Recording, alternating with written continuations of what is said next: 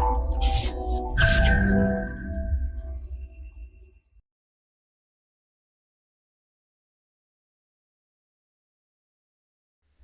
Friends, this is Gautam Pandey coming up with the next round of बस 5 minute. तो आज के बस 5 मिनट में हम बात करेंगे बांधवगढ़ फॉरेस्ट रिजर्व के बारे में। तो फर्स्ट ऑफ ऑल जरा देखते हैं ये बांधवगढ़ फॉरेस्ट रिजर्व आखिर न्यूज़ में क्यों है। देखिए, recently archaeological survey of India, जिसे शॉर्ट फॉर्म में हम एएसआई के नाम से जानते हैं, ने बांधवगढ़ फॉरेस्ट रिजर्व में कुछ आर्कियोलॉजिकल रिमेन्स को डिस्कवर किया है। तो हमारे लिए इंपॉर्टेंट हो जाता है डिस्कस करना। तो इस वीडियो में हम बांधवगढ़ फॉरेस्ट रिजर्व के विषय में डिस्कस करेंगे, साथ ही साथ ये भी समझेंगे कि आखिर एएसआई ने यहाँ पर क्या क्या चीज़ें फाउंड की हैं और उससे रिलेटेड क्या क्या डिबेट निकल कर आ रहे हैं या फिर कॉन्फ्लिक्ट बताया जा रहा है। उन सारी बातों को इस वीडियो में हम डिस्कस करेंगे। तो चलिए शुरू करते हैं। सबसे पहले जरा हम बांधवगढ़ फॉरेस्ट रिजर्व के विषय में बातें करें। देखिए, बांधवगढ़ फॉरेस्ट रिजर्व की अगर ज्योग्राफिकल कंडीशन की बात करें तो ये मध्य प्रदेश के नॉर्थ ईस्टर्न एरिया में है। यहाँ पर आप कुछ देख सकते हैं मैप में, यहाँ पर ये उमरिया डिस्ट्रिक्ट है। यहीं पर उमरिया डिस्ट्रिक्ट में ये बांधवगढ़ नेशनल पार्क है। और सबसे इंपॉर्टेंट बात क्या है कि इस फॉरेस्ट रिजर्व को 1968 में नेशनल पार्क डिक्लेयर किया गया था और उसके बाद 1993 में इसे टाइगर रिजर्व भी डिक्लेयर किया गया था। मीन्स ये एक नेशनल पार्क के साथ साथ एक टाइगर रिजर्व भी है। देखिए, इंपॉर्टेंट बात क्या है कि जो बांधवगढ़ फॉरेस्ट रिजर्व है वहाँ पर बहुत ही ज़्यादा नंबर ऑफ जो टाइगर्स हैं वहाँ देखे जाते हैं। अभी भी बहुत ज़्यादा टाइगर वहाँ पर हैं, इसलिए भी इंपॉर्टेंट है। कभी इस तरह के क्वेश्चन पूछे भी जाते हैं। तो ये तो बात होगी बांधवगढ़ नेशनल पार्क के विषय में। अब जरा समझते हैं कि वहाँ पर एएसआई ने आखिर क्या क्या डिस्कवर किया है, क्या क्या फाउंड किया। देखिए, यहाँ तक अगर डिस्कवर की बात करें तो एएसआई ने यहाँ पर 26 केव फाउंड किए हैं जो कि बुद्धिस्ट नेचर के हैं। According to archaeological survey of India, उनका कहना है कि जितने भी ये केव्स यहाँ पर मिले हैं ये सारे बुद्धिस्ट नेचर के हैं। उसको हम आगे डिस्कस करेंगे। देखिए, उसके बाद कहा गया है कि यहाँ पर 26 एंशियंट टेम्पल मिले हैं जो कि कल्चुरी डायनेस्टी टाइम के हैं और इनका टाइम ड्यूरेशन बताया गया है 9th सेंचुरी से लेकर सी से लेकर 11th सेंचुरी सी तक। मीन्स जो उस समय की जो कल्चुरी डायनेस्टी थी वहाँ से रिलेटेड है। ये भी क्वेश्चन हो सकता है कि कल्चुरी पीरियड कौन सा है या फिर कल्चुरी के जो भी रूलर वगैरह थे वो कौन कौन से हैं। आने वाले दिनों में इससे भी क्वेश्चन बन सकता है।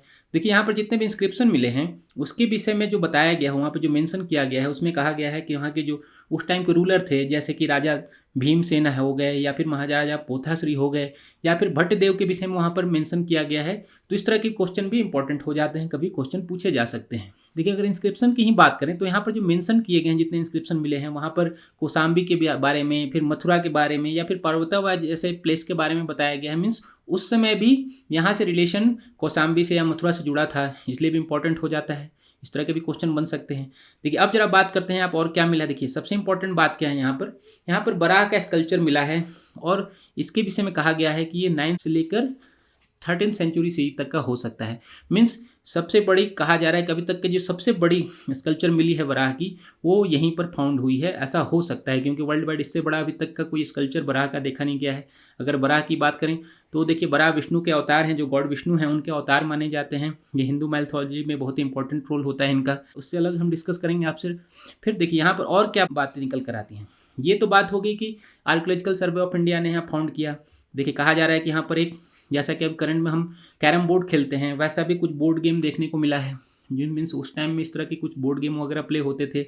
या फिर ब्राह्मी लिपि के इंस्क्रिप्शन मिले हैं। मीन्स उस समय तक ब्राह्मी लिपि अपने फॉर्म में थी, ये भी इंपॉर्टेंट हो जाता है।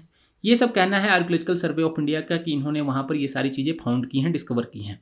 बट इससे रिलेटेड कुछ डिबेट निकल कर आए हैं। देखिए, कहा जा रहा है कि कुछ प्रोफेसर्स का कहना है कि जितने भी वहाँ पर केव्स मिले हैं, जैसा कि आर्कियोलॉजिकल सर्वे ऑफ इंडिया का कहना है कि वो बुद्धिस्ट नेचर के हैं, बट जो प्रोफेसर्स हैं उनका कहना है कि ये बुद्धिस्ट नेचर की नहीं है।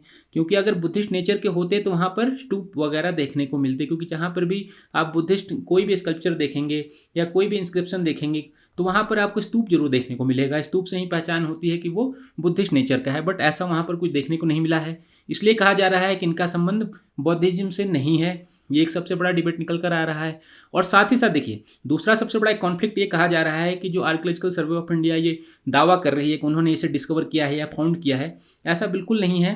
दिल्ली यूनिवर्सिटी के कुछ प्रोफेसर्स की टीम ने बहुत पहले ही इसे फाउंड कर लिया था इस प्लेस को। हाल फिलहाल में आर्कियोलॉजिकल सर्वे ऑफ इंडिया सिर्फ उस पर अपना दावा कर रही है, ऐसा कहा जा रहा है। ऐसा डिबेट भी निकल कर आ रहा है। तो हमें डिबेट से कोई मतलब नहीं है, बट हमारे लिए इंपॉर्टेंट हो जाता है कि जो भी चीज़ें यहाँ पर फाउंड हुई हैं आने वाले प्री में या आने वाले मेंस में इस तरह के क्वेश्चन बन सकते हैं, इसलिए इंपॉर्टेंट हो जाता है डिस्कस करना। तो होप आपको ये वीडियो समझ में आया होगा। Thanks for watching.